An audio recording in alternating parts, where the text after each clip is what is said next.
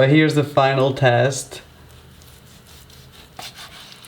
Oh, that is disgusting. I hope you're ready because here we go for part 3 of our food commercial series, and I want to keep this short, but all I'm gonna say is that this is objectively the best episode yet. This is definitely the best hack so far, so stay tuned and let's just go straight into the first hack. I feel like you guys know me by now and I never save the best for last, so this first hack is actually one of the most interesting ones, and for this we will need some Diet Coke and also some aspirin, and I'm not making this up. Diet Coke and aspirin would also be the name of my EP. When videographers are trying to shoot a commercial for a fizzy drink, the problem is when you pour the drink, it's very fizzy and very bubbly, and then 10 seconds later it just stops being bubbly because it goes flat very quickly. And that's completely normal if you're just going to drink it, but I guess if you need to shoot that same drink for like 2 hours, that's a huge problem. So what they do is they use some pills. Usually it's pills for heartburn, you know, the fizzy ones. So they put the little pill inside the drink and it creates a lot more fizz and it looks a lot more dramatic for the shot, especially if you're doing like close-ups. So let's test this out and see, is this real? So for our first one, I'm just gonna pour the regular Diet Coke into the glass.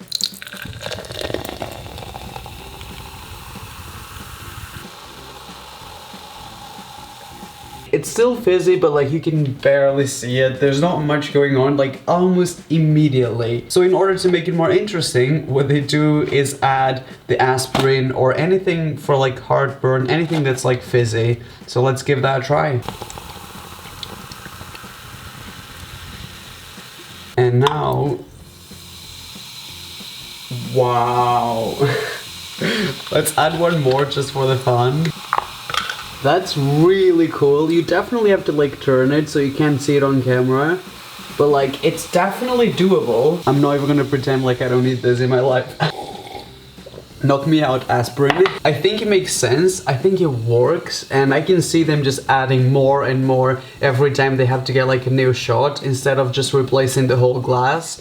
So 100% approved by me. We are off to a great start. I'm actually very happy that the first one worked out. So for this next one, we're gonna use some chicken breast and some chicken skewers, and most importantly, some fire. That didn't work out. I don't know if you guys have ever noticed, but have you ever watched like an advert for, let's say, Applebee's, and every time you look at the meat they show in the commercial, it's always got these beautiful grilled marks on it. It looks so toasty, but then the whole thing is like definitely not overcooked. How do they do it, and why does it never look like that at home? According to this hack, the chicken or the meat that you're looking at, it's actually practically raw on the inside. Let's say they've got a chicken breast. What they do is they barely cook the chicken breast. They just cook it just very slightly on the outside, so it still looks like big and like plump. And then they use a hot chicken skewer. They put this in fire, and basically they do the grilled marks individually. So here we've got 2 chicken breasts, and I'm gonna cook one of them just all the way, the same way I would cook it at home, and then the other one I'm gonna cook it for literally like 2 minutes on each side. I don't know if you guys can see that, but basically this one is practically still raw on the inside. It literally just cooked on the outside, so I'm gonna remove it because according to the hack, that's exactly when they remove it, so it still looks big and juicy. In first place, here we've got the home version, and in order to fully cook it, this is what it looks like. So this is the exciting part. So I guess this is what they do in commercials. Wait, is this gonna get hot around my hands? I feel like Shane Dawson right now. All I need is a Barbie doll. I'm not very good at this, mostly because I'm so scared. But I'm trying to do my best here. So I guess that's how they do it. I'm not giving up yet.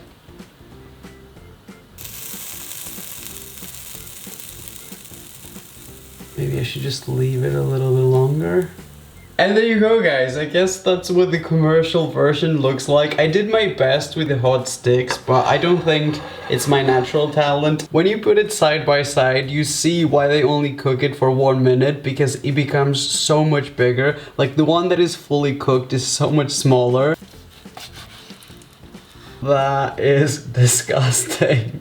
Ew. This next one is hands down the most exciting one out of this whole video, and I feel like we could get in trouble because we're seriously about to expose McDonald's. I think this is a common complaint to people who go to McDonald's, which is you go there and I mean their food is delicious, like the fries are delicious, but the look of it, they look so like soft and like soggy, and like this happens to me every time I go to McDonald's. So you might have wondered, how do they even film the commercials? Is it actual McDonald's fries? How do they make them look so big and like stiff? So according to this hack, the way they film the McDonald's fries commercial is using some of this foam and also some toothpicks. What they do is they put one toothpick in every single individual fry and they stick it on some of this foam and then they put it on the little paper box. On camera you can't actually see what's going on, but every single fry has been placed like precisely exactly where it needs to be. In first place, this is kind of what McDonald's fries look like when you buy it. I just bought these like 20 minutes ago. I'm trying to make this, come on, let me try to make this look a little better because otherwise it's not fair. Okay, and for the commercial version, I've got like an empty little box. This is what we're going to be using, and then I'm going to cut some of this foam in order that it fits inside. Maybe it needs to be a little shorter so it's not exposed. Wow, that is satisfying. Me quitting YouTube to become an Instagram video maker. For step number 2, we're gonna need a lot of toothpicks. According to the hack, what they do is you put the toothpick inside the fry in a way that you can't really see it, and then you repeat this just like 1,000 times. Some of these fries are really difficult to work with. Oh, that's crazy. That really makes it look so much fresher than it did before. Wow, this takes a long time. I mean, if they actually do this, I'm pretty sure they only do it in photo shoots.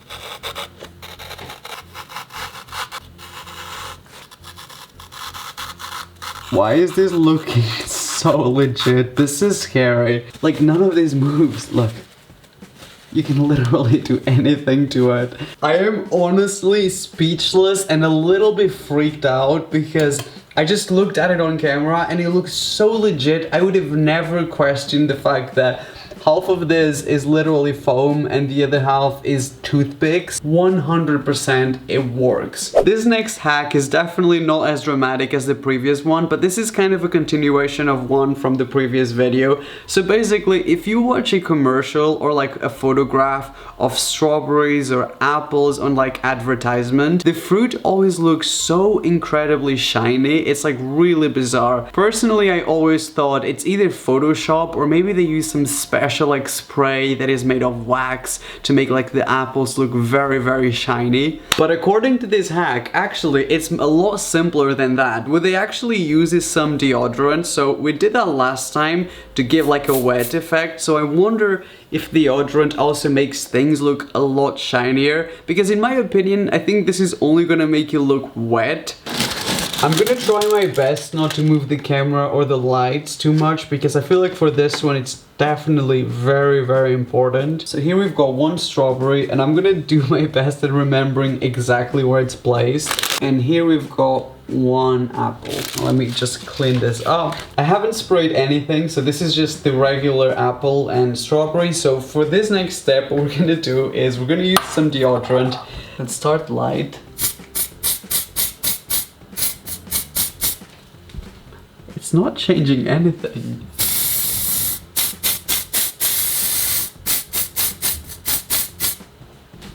I'm gonna eat food tasting like deodorant for the next 2 weeks. It looks wet, it doesn't look shiny. I feel like now that it's drying, it's starting to look a little bit more realistic. It does look shinier than before, and it doesn't look wet anymore. Maybe this does work. Who knows? This is one of those that I love because it's so incredibly weird, so I'm very excited to give this a try. We're gonna be using a very sad looking burger, and I'm gonna use two different hacks that I read about that basically are supposed to make the burger look a lot bigger and also a lot more cooked, because this is kind of a pale burger. I mean, it's cooked but not like all the way through, so we're going to revamp this the same way they do it in commercials. And for that we're gonna use shoe polish. I think that's what you call it. You know that stuff they use on leather shoes to make them look darker? This hack claims that food stylists actually use this instead of cooking the burger. They just brush it on top to make it look cooked. So it's weird. So we're gonna give it a try, these two hacks, and see if this works or not. To start with, here we've got just, you know, a plain regular burger. It doesn't have too much color on it because, you know, in commercials they never like to cook things too much. According to this hack, what food stylists do is they cut a little triangle on the meat,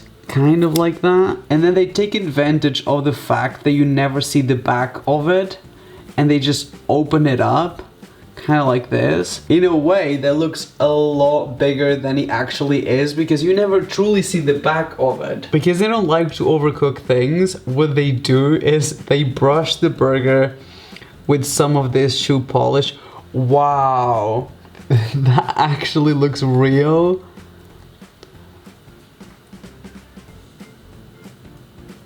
It looks like it just came off the barbecue. Look at the color of it before. So we're gonna put the bun back on it. That's insane. Like, if you see it from the front, this actually works. Not only looks like it just came off like the grill, 100% works. So every time we look at a burger, we're just looking at like half of it, essentially. I think this is our first time ever doing anything with Chinese food. So basically, Chinese food, according to food stylists, is very, very difficult to photograph because the sauce usually just sinks down to the bottom, and the top of Chinese food always ends up looking very, very dry. So according to this hack, what they do is they literally drench the whole dish in glucose syrup or any kind of like sweet syrup to make it look sticky, to make it look more appetizing, just more vibrant. If you've watched the commercial for Panda Express, like, chances are that you're looking at everything covered in sugar, in like this sickly sweet sauce. In first place, I'm gonna start by plating just a regular bowl of noodles, no syrup, nothing, but I'm gonna try to make it look appetizing. Obviously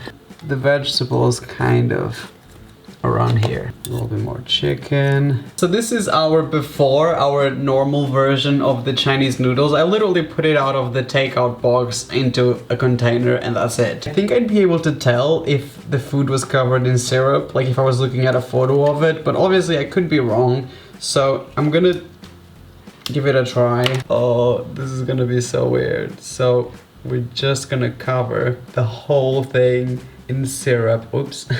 It's so weird how it's actually covered in syrup, but when I look at the camera, it just looks kind of normal. It just reflects in like a normal way. Let me know what you guys think. I feel like this one might be real. Maybe they don't use as much syrup as I did. This is more of a dessert hack, which I find very interesting because when I'm doing research for these videos, it's mostly for savory stuff. So this is one of the few ones that I found. This hack actually claims that frosting a cake, you know when you have two slices of cake and then frosting in the middle, when you put the icing or the frosting in between, the cake becomes very, very soggy, and then on the little edges that you see, like, it doesn't look very appetizing because it's sort of squished. The hack claims that when people do a photo shoot with a slice of cake, they actually use cardboard in the center. So when you're looking at a slice of cake and you think it's like this delicious thick layer of icing, it's actually cardboard. They place the icing on the sides of the cardboard, so you never actually see that it's cardboard. It's well covered. I'm gonna start with the regular slice of cake, so I'm just gonna frost